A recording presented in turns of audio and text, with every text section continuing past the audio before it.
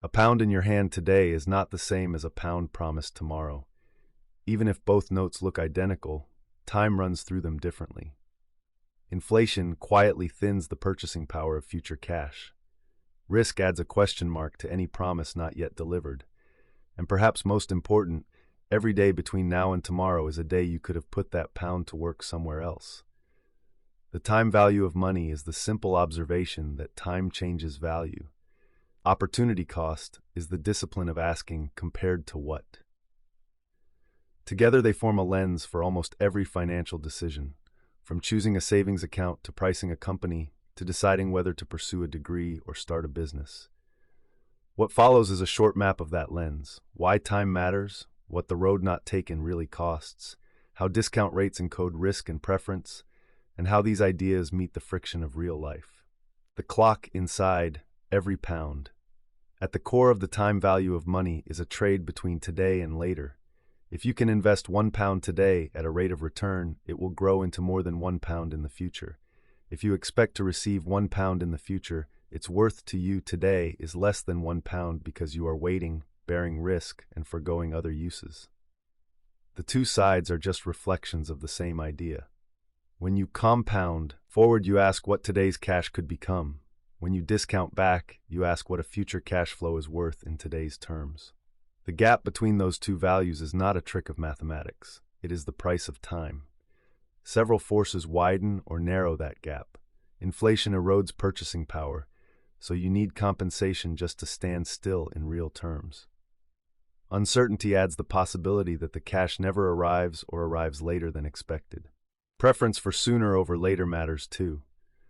Most people value £100 today more than £100 next year because earlier cash gives flexibility and optionality. Markets roll those forces into observable interest rates, but the principle lives outside markets as well. If you could pay a bill early to avoid a late fee, or delay a purchase to capture a seasonal discount, you are navigating the time value of money whether or not you write down a formula. The practical consequence is that timing is not a cosmetic detail. Two projects with the same total cash flows can have very different values if one returns cash quickly and the other drips it out slowly. A business that turns inventory every 30 days can reinvest repeatedly within a year. A project that ties up capital for 5 years must beat many alternatives to justify the wait. Time is a productive asset when used well and a drag when ignored. Opportunity cost, the invisible bill. You always pay. Opportunity cost gives content to used well. It is the value of the best foregone alternative, the thing you could have done with the same money, time, or attention.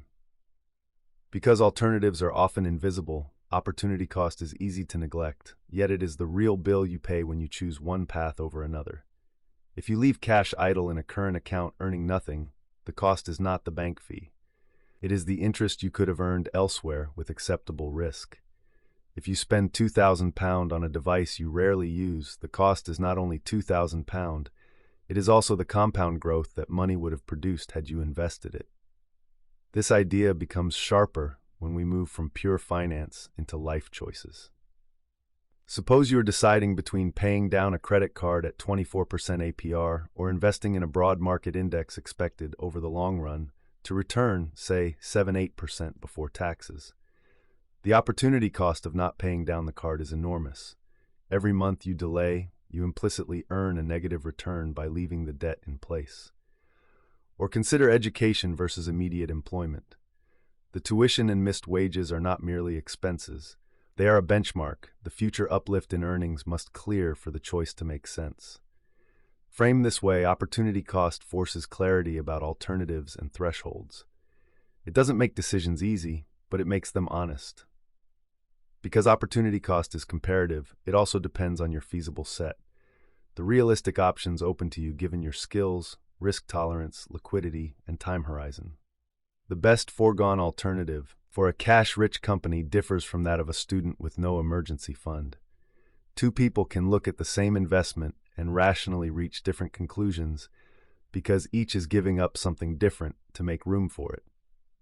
Good decisions respect those constraints rather than assuming a single universal benchmark. Discount rates, where risk, inflation, and preference meet. When we discount future cash flows to present value, we use a discount rate to compress tomorrow into today. That rate is not a magic number pulled from the air. It is a summary of three ingredients. First is expected inflation, which protects purchasing power. Second is a risk premium, compensation for uncertainty in the timing and magnitude of the cash flows. Third is a preference or liquidity premium, acknowledging that earlier cash provides options and resilience that later cash does not. Getting the discount rate roughly right matters because errors compound over time. A rate set too low flatters distant promises and makes long-dated projects look better than they are. A rate set too high punishes patient, resilient investments and can lead to chronic underinvestment. In corporate finance, this shows up in debates over the weighted average cost of capital and project-specific risk adjustments. In personal finance, it appears in the hurdle rates we carry in our heads. What return must a risky investment clear to justify illiquidity or sleepless nights? There is no single right rate for everyone, but there are wrong ones, numbers that ignore inflation, hand-wave risk, or pretend that your own circumstances do not matter.